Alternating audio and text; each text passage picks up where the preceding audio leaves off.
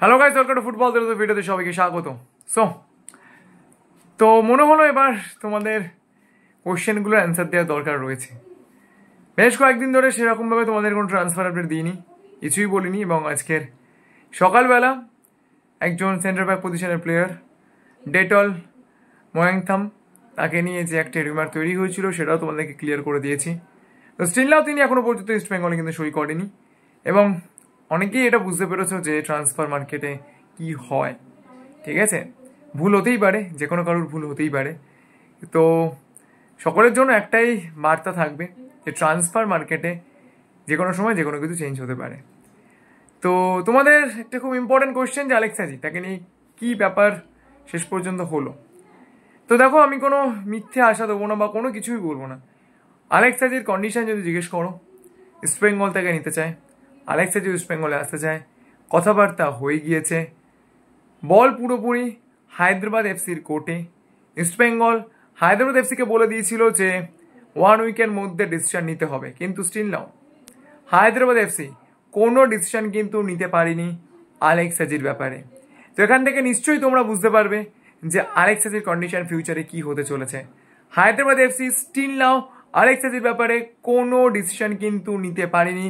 This is the confirm update, এইটুকু আমি তোমাদেরকে একদম গ্যারান্টি দিয়ে বলছি। অন্যদিকে জর্ডান এলসি, তো তোমরা অনেকেই হয়তো এটা মনে করছো যে জর্ডানের সঙ্গে ইস্ট বেঙ্গল এখনো পর্যন্ত কন্ট্রাক্ট রয়েছে, সেটা কিন্তু নয়। তোমরা ট্রান্সফার মার্কেট চেক করতে পারো, 31 মে 2024 জর্ডান এলসির সঙ্গে কিন্তু কন্ট্রাক্ট শেষ হয়ে গিয়েছে ইস্ট বেঙ্গলের। তো তাহলে পরবর্তী কি হতে চলেছে তোমাদেরকে একটা ছোট্ট আপডেট দিয়ে রাখছি। জর্ডান এলসি তিনি কিন্তু তার মেডিকেল রিপোর্টস পাঠিয়েছেন, এবং তার কিন্তু ACL গ্রেড 3 টিয়ার হওয়া সত্ত্বেও ইস্ট বেঙ্গল কিন্তু তাকে আগের সিজনে রিলিজ করেনি। অর্থাৎ তিনি যেহেতু ইস্ট বেঙ্গলের আন্ডার কন্ট্রাক্টেড প্লেয়ার ছিলেন, তার অপারেশন থেকে শুরু করে তার ট্রিটমেন্টের টাকা কিন্তু ইস্ট বেঙ্গল ম্যানেজমেন্ট বহন করে। তো যাই হোক, জর্ডান এলসিকে কি ইস্ট বেঙ্গল রিলিজ করে দেবে?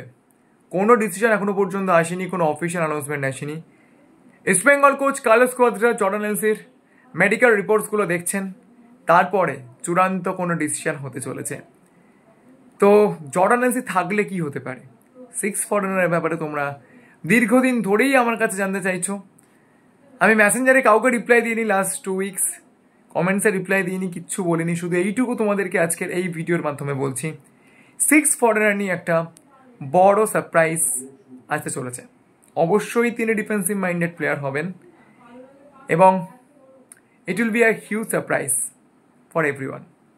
তো আপাতত কিন্তু 3টে খুব ইম্পর্টেন্ট আপডেট দিলাম।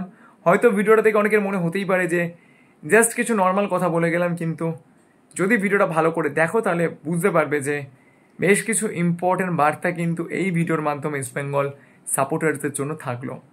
চলো, thanks for watching this video. ভিডিওটা এই পর্যন্তই। যদি ভিডিওটা ভালো লাগে তাহলে প্লিজ লাইক করে দিও, মনে করে আমার চ্যানেলকে সাবস্ক্রাইব করতে ভুলো না, কারণ সবসময় বলি যে তোমরা সাবস্ক্রাইব করলেই আরও ভালো ভিডিও বানানোর মোটিভেশন পাওয়া যায়। আর তোমরা যারা যারা আমার সঙ্গে সোশ্যাল মিডিয়াতে কানেক্ট হতে চাও, আমার ফেসবুক গ্রুপের লিঙ্ক, ইনস্টাগ্রাম এবং টুইটারের লিঙ্ক সবই ডিসক্রিপশন বক্সে থাকবে, সেখান থেকে তোমরা আমাকে ফলো করে নিতে পারো। তার সঙ্গে সঙ্গে ইউটিউব মেম্বারশিপ প্রোগ্রামের লিঙ্ক কিন্তু ডিসক্রিপশন বক্সে রয়েছে, সেখান থেকে তোমরা আমাকে মেম্বারশিপের জন্য অ্যাপ্লাই করতে পারো। তো চলো, এখন কথা এই পর্যন্ত, দেখা হচ্ছে পরের ভিডিওতে।